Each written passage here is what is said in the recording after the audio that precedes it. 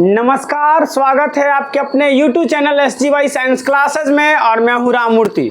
दोस्तों, आज के इस वीडियो सीरीज में हम लोग भारतीय आधुनिक इतिहास यानी मॉडर्न हिस्ट्री से संबंधित महत्वपूर्ण ऑब्जेक्टिव क्वेश्चंस को डील करेंगे। और आज का भारतीय इतिहास में आज का हमारा जो टॉपिक होगा वो होगा भारत में यूरोपियों का आगमन यानी arrival of Europeans in India.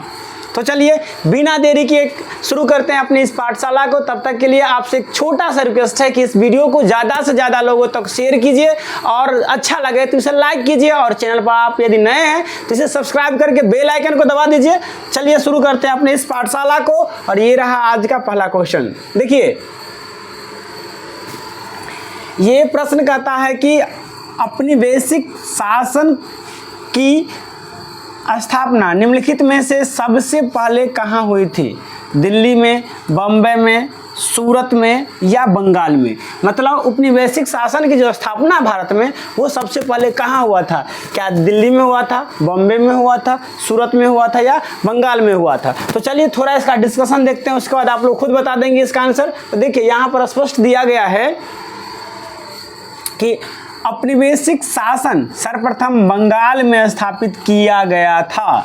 Bengal प्रांत में सर्वप्रथम ग्रामीण समाज को पुनर्व्यवस्थित करने और भूमि संबंधित अधिकारों की नई व्यवस्था को लागू करने तथा एक नई स्वराज्य प्रणाली स्थापित करने के लिए प्रयत्न किए गए थे। यानी सबसे पहले औपनिवेशिक शासन कहाँ स्थापित किया गया था? बंगाल में। कहाँ किया गया था? बंगाल में। तो इस प्रकार से अपना सही आंसर क्या हो जाएगा? इसका सही आंसर चला आएगा डी यानी बंगाल। क्या जाएगा?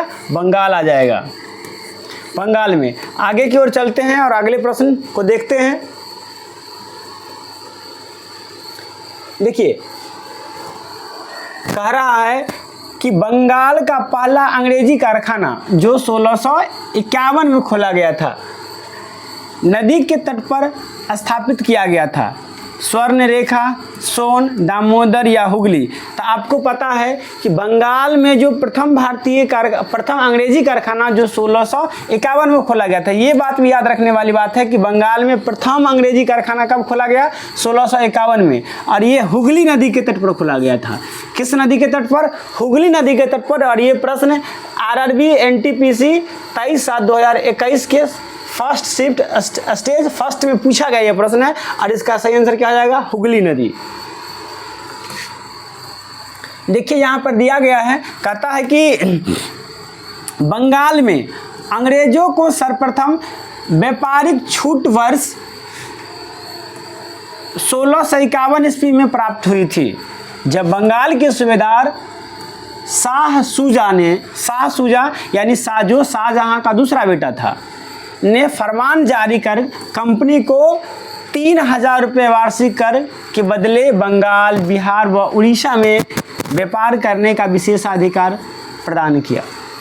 मतलब 1661 में शाहजहां का दूसरा बेटा जिसका नाम था शाह सूजा ने कंपनी को एक फरमान भेजा और उस फरमान में लिखा था कि आप हमें प्रति साल 3000 रुपया कर के रूप में दीजिए और आप बंगाल में, बिहार में, उड़ीसा में व्यापार कीजिए।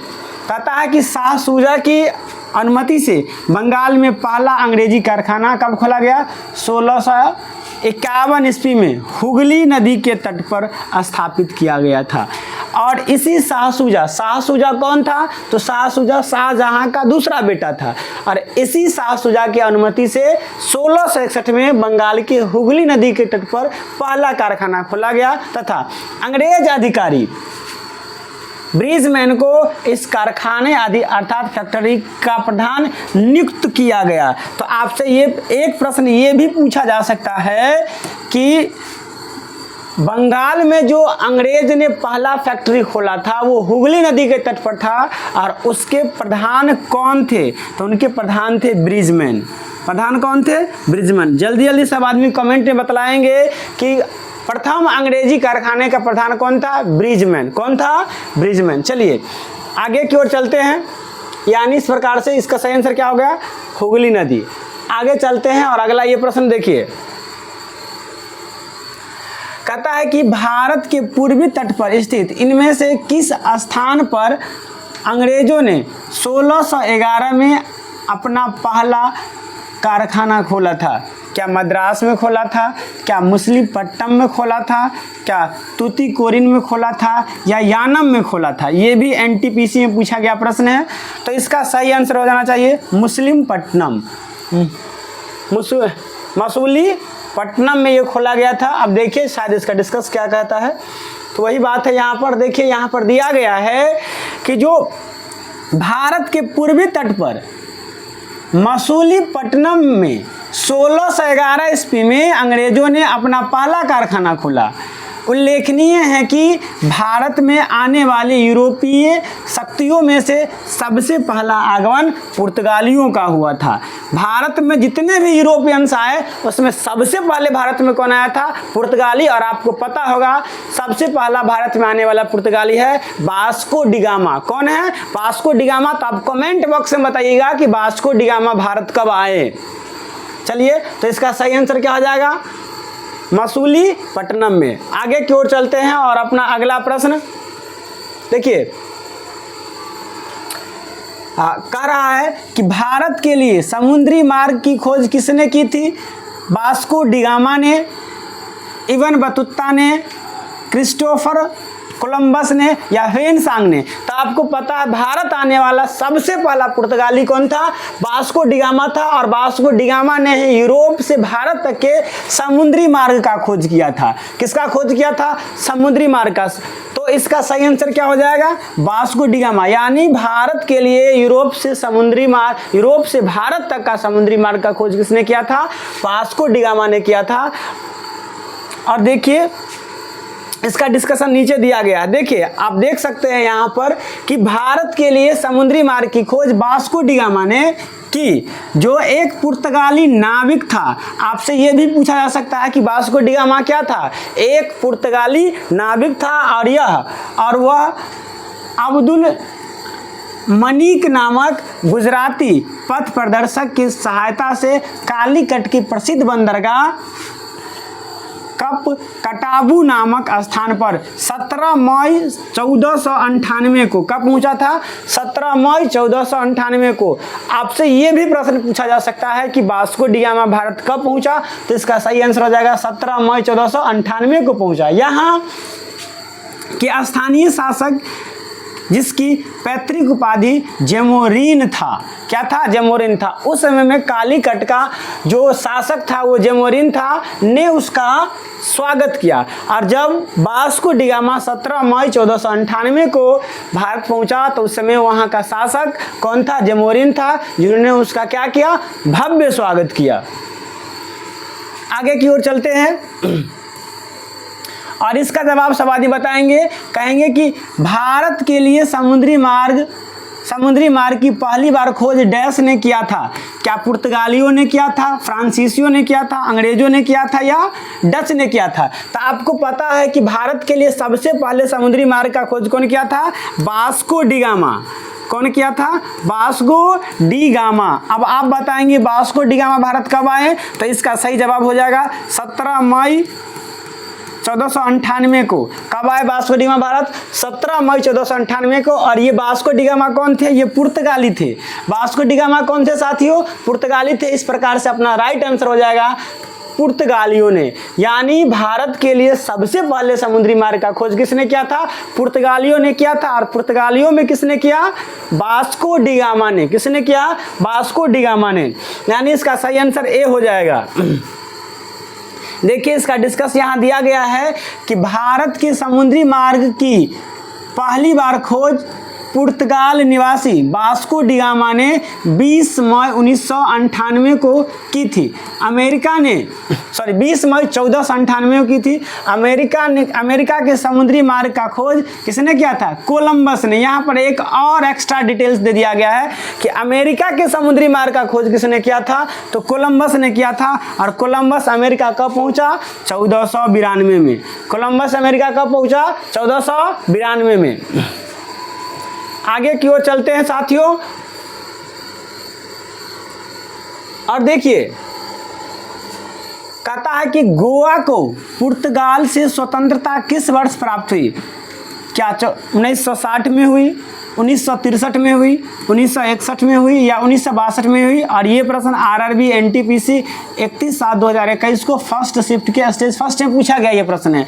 तो बताइए गोवा को पुर्तगालियों ने कब स्वतंत्र किया? क्या 1960 में किया, 1963 में किया, 62 में किया या 61 में किया? तो चलिए इसका सही आंसर के लिए थोड़ा डिटेल पढ़ लेते हैं।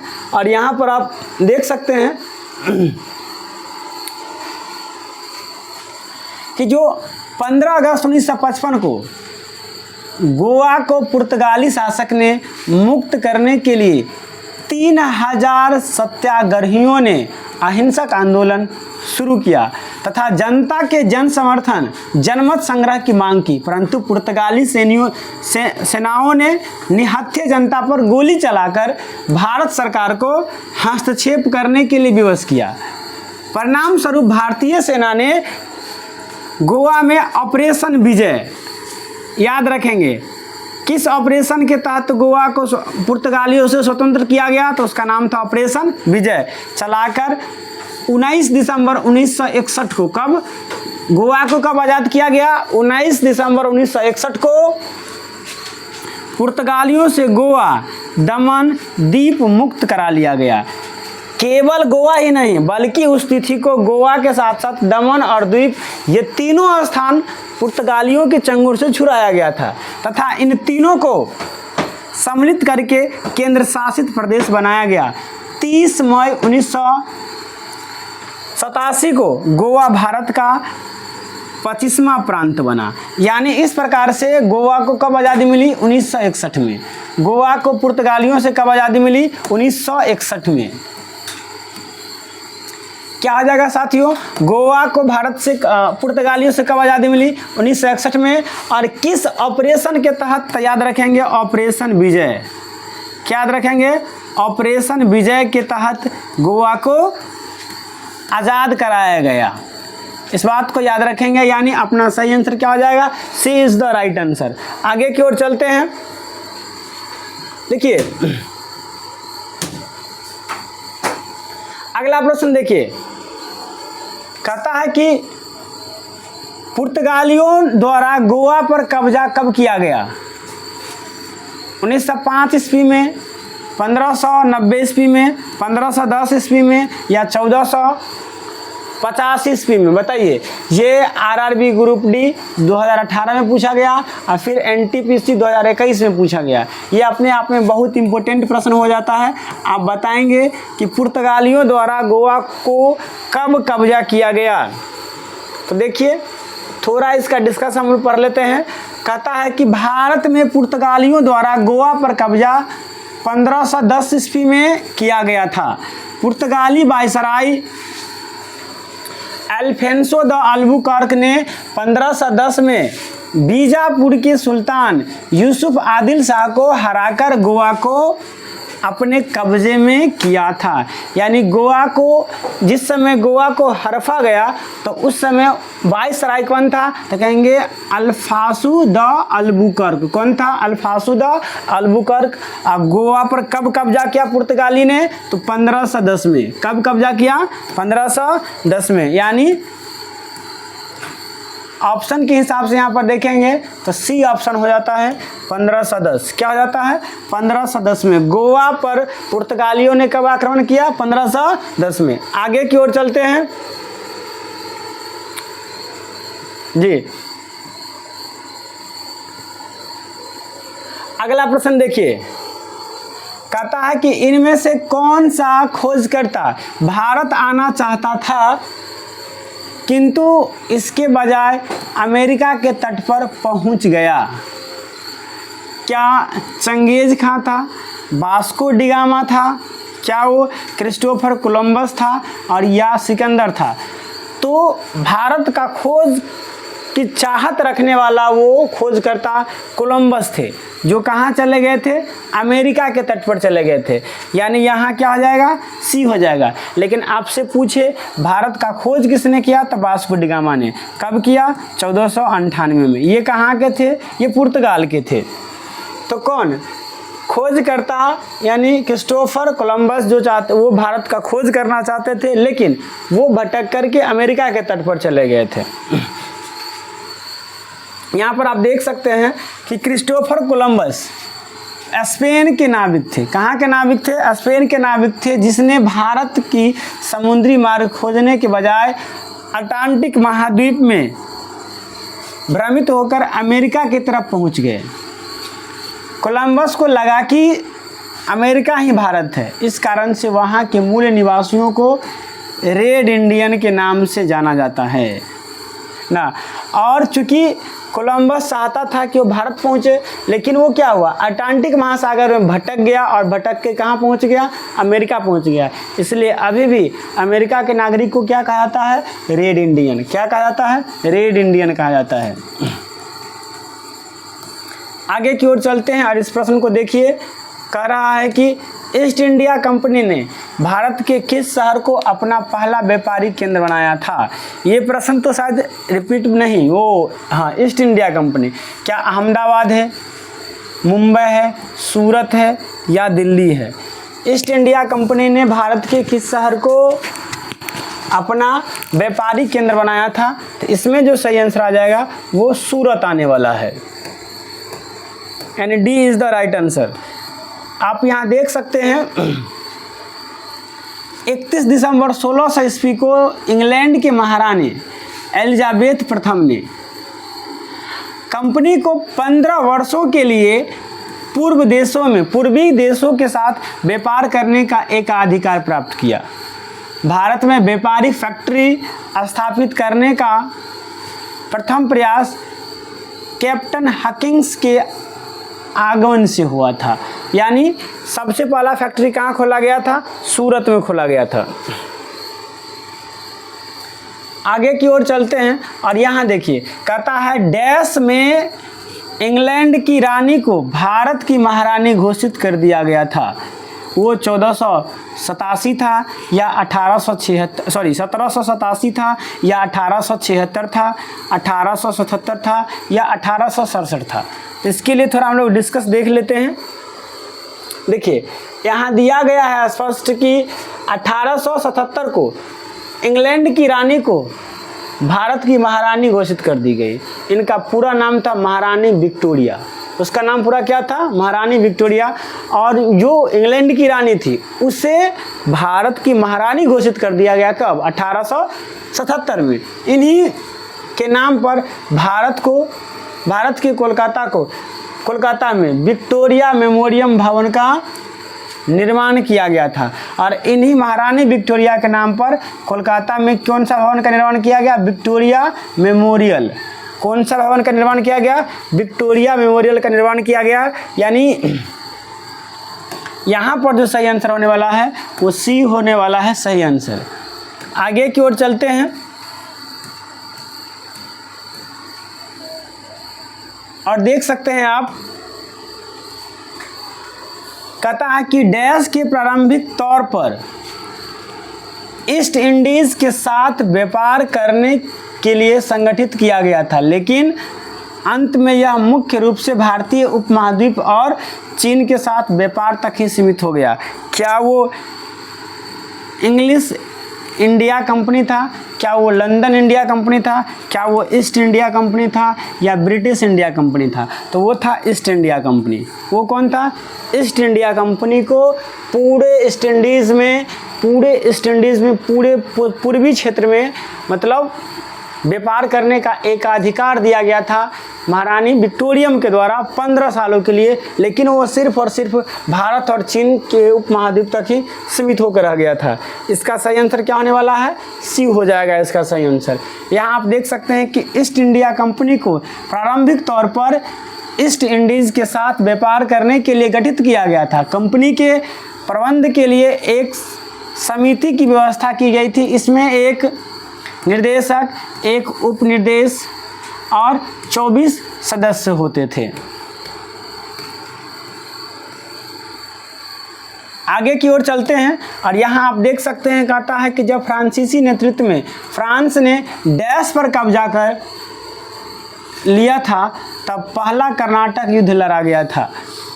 मद्रास पर कब्जा किया तब, बम्बई पर कब्जा किया तब, पांडुचेरी पर कब्जा किया तब या हैदराबाद पर कब्जा किया तब? कहता है सबसे पहला कर्नाटक युद्ध कब लड़ा गया, किस पर कब्जा के दौरान? तो थोड़ा इसका डिस्कस हम लोग देख लेते हैं, उसके बाद आंसर तो आप लोग खुद लगा लेंगे।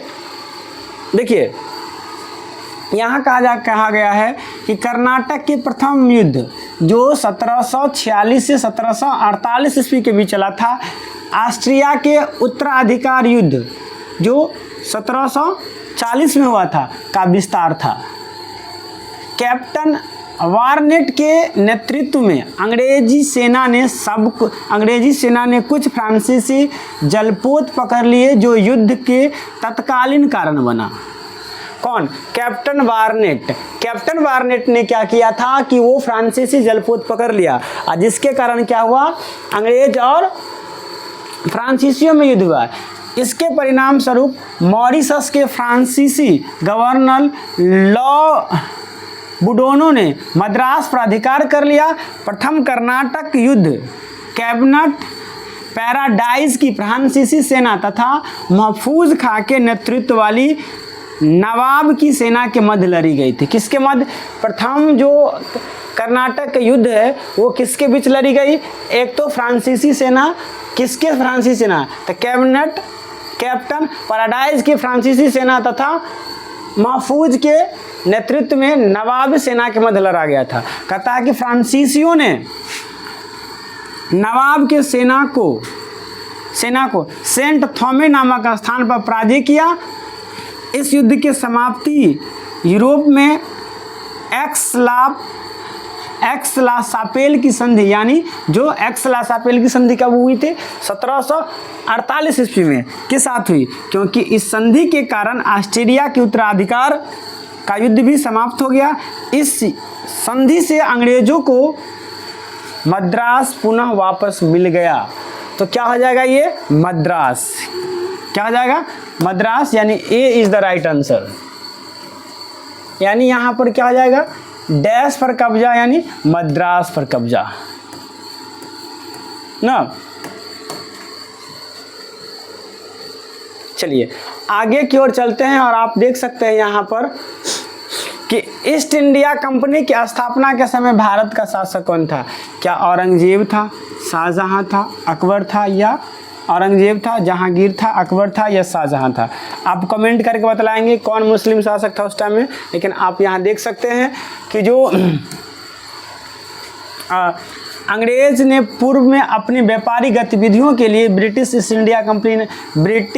ईस्ट इंडिया नामक कंपनी बनाया, जिसकी स्थापना कब हुई थी? 1599 में। इंग्लैंड के एक मर्चेंट एडवेंचर नामक दल के द्वारा the united company of merchant of London trade into the East Indies के नाम से की गई थी। दिसंबर 1600 को ब्रिटिश के महारानी एलिजाबेथ प्रथम ने ईस्ट इंडिया कंपनी को पूर्व एवं दक्षिण पूर्वी भारत के साथ व्यापार करने के लिए 15 वर्ष का अधिकार पत्र प्रदान किया। इस समय भारत का शासक मुगल सम्राट अकबर था। कौन था? मुगल सम्राट अकबर था, जिनका शासनकाल 1556 से 1605 तक का था। इस मुगल शासक का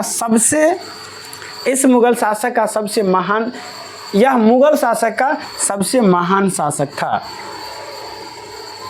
यह मुगल काल का सबसे महान शासक था। यानी उस समय जब ईस्ट इंडिया कंपनी की स्थापना भारत में, उस समय में कौन था? अकबर था। कौन था? अकबर था। आपको पता होगा कि अकबर के शासनकाल में ही कैप्टन हकिंस भारत आए थे ना। तो आगे की ओर चलते हैं।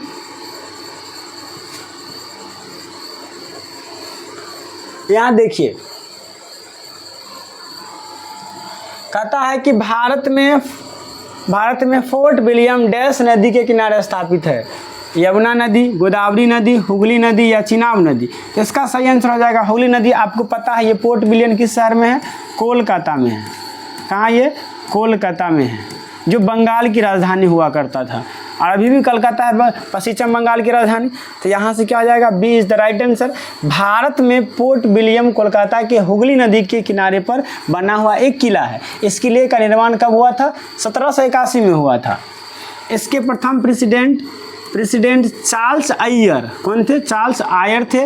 लॉर्ड वेलेंसली के समय इस किले में भारतीय नागरिक की सेवा में भर्ती हुआ युवकों को प्रशिक्षण यानी ट्रेनिंग किया जाता था। यानी जब लॉर्ड वेलेंसली वाइसराय बने तो उस समय में क्या हुआ कि भारतीय नागरिकों को सेना भर्ती के लिए इसी किला में ट्रेनिंग दिया जाता था। तो दोस्तों शायद ये वीडियो बहुत लंबा हो गया, इसलिए आज हम इस वीडियो को यहीं पर समाप्त करते हैं। मिलते हैं किसी अच्छे नेक्स्ट वीडियो के साथ, तब तक के लिए बाय बाय, टाटा, जय हिंद, जय भारत।